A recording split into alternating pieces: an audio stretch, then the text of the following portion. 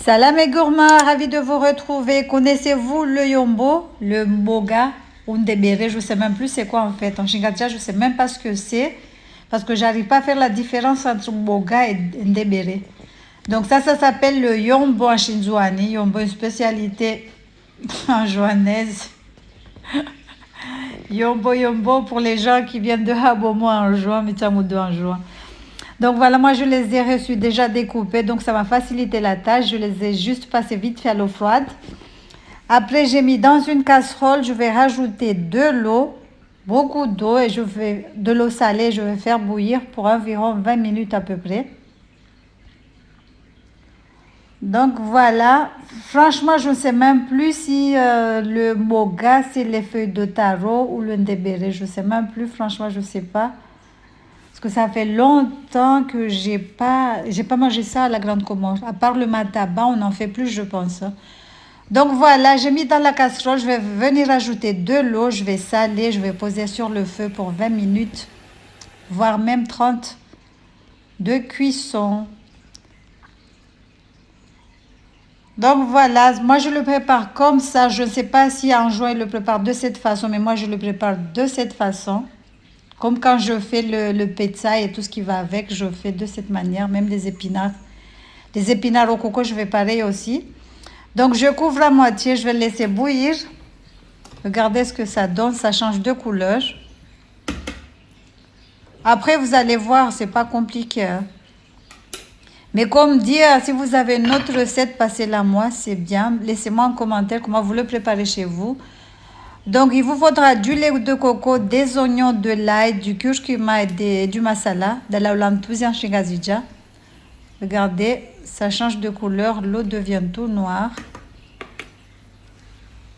Donc là, c'est bon.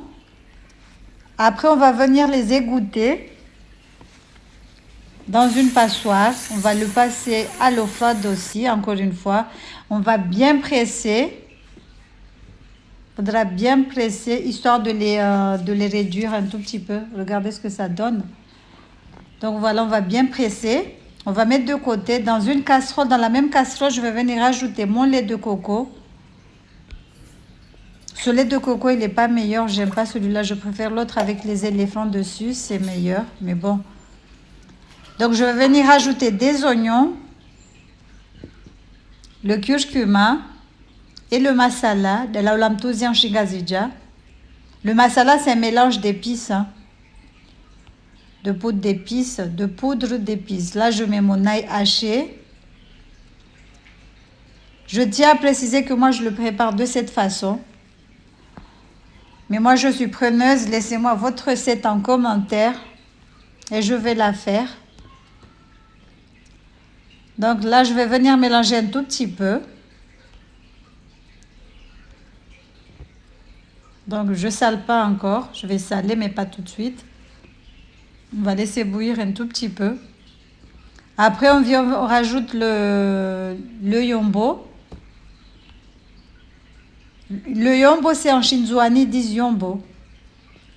Donc voilà, je mets un bouillon. Je préfère mettre un bouillon de bœuf. Donc on mélange, on goûte, ajustez le goût selon vos préférences. Donc comme dit à la Grande Comore, ça fait longtemps que je n'ai pas vu ni ndebere ni moga. Je ne vois plus les gens préparer ça. Les gens ne préparent que le mataba. Dans les machouli, il n'y a que les mataba, l'ensouzi, c'est tout. Sinon, moga, ndebere, j'en ai jamais vu, je ne vois plus. Surtout à Moroni, je ne sais pas si même dans les autres villages, parce qu'on voit tout le temps des vidéos sur Facebook, là on ne voit pas. Donc je mets le yombo que j'ai pressé, que j'ai bien essoré, comme il faut. On va venir mettre sur le lait de coco, dans le lait de coco, on va mélanger. On va laisser cuire tout doucement à feu doux, jusqu'à évaporation totale du lait de coco. Ça va pas être sec comme le mataba, hein. Ça va être un tout petit peu gluant et tout ça, mais bon. Donc voilà, là je goûte pour voir si c'est bon ou pas. On va couvrir et laisser cuire tout doucement, fait vraiment très doux, jusqu'à évaporation totale du lait de coco. Voilà, regardez ce que ça donne.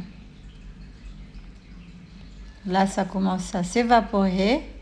Et c'est bon, je vais rajouter du poisson, mais vous pouvez rajouter de la viande que vous aimez. J'ai mis le poisson, je laisse cuire 5 minutes. Et voilà, c'est prêt. Regardez ce que ça donne. J'espère que cette petite recette vous aura plu. N'hésitez pas à liker, à partager, à commenter. Comme je vous ai dit, laissez-moi en commentaire comment vous le préparez chez vous. Et je vous promets que je vais faire une vidéo. Salam alaikum. Moi, je l'ai accompagné avec un bon riz blanc. Voilà, bismillah rahman rahim. On va goûter. C'était trop bon, machallah. Regardez. Allez, tchuss.